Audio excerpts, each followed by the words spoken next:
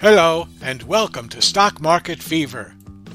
Today is Wednesday, May 6th, and today big tech stocks were once again hammered with Apple Inc. stock busting through support levels to close down over $8 in today's session, over 5% of share value.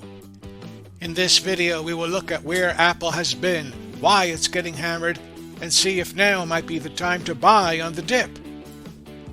Both Apple and Amazon have lost more than 10% and 30% respectively in the previous 6 weeks as part of a broader market sell-off that has struck the tech sector particularly hard as the Federal Reserve raises interest rates in an effort to keep inflation under control. The much-watched Consumer Price Index came in at 8.3% last month, which was lower than March's 8.5%, but higher than expected, and far higher than needed to keep the Federal Reserve Board from continuing to ratchet up interest rates even higher. Apple Inc. was particularly hard hit, dropping right through this year's support levels ranging from 160 to 158 to close all the way down at 146.50. Did anyone see this coming?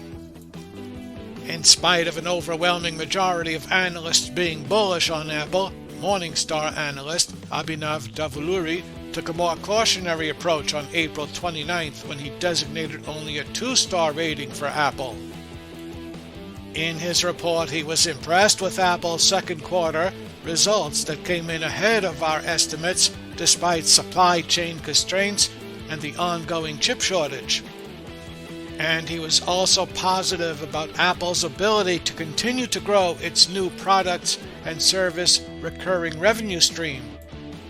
However, Davuluri was pessimistic for the upcoming quarter, noting Apple management expects June quarter revenue to be $4 to $8 billion lower than usual because of supply constraints, stemming from COVID-19 related disruptions, the ongoing chip shortage, softer customer demand in China, foreign exchange headwinds, and a pause in sales in Russia.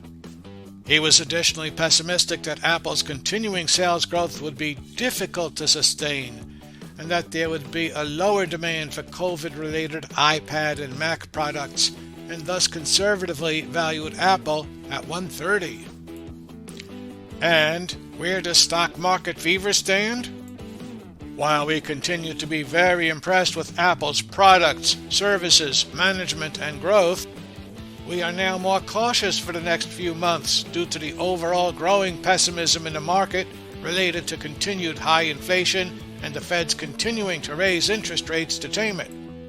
While we are very optimistic for long-term consumer demand for Apple's products and services, and while we believe that the Fed will eventually succeed in taming inflation, that the continued factors of rising oil prices and higher interest rates, plus consumer fears of a recession, might dampen demand in the coming months.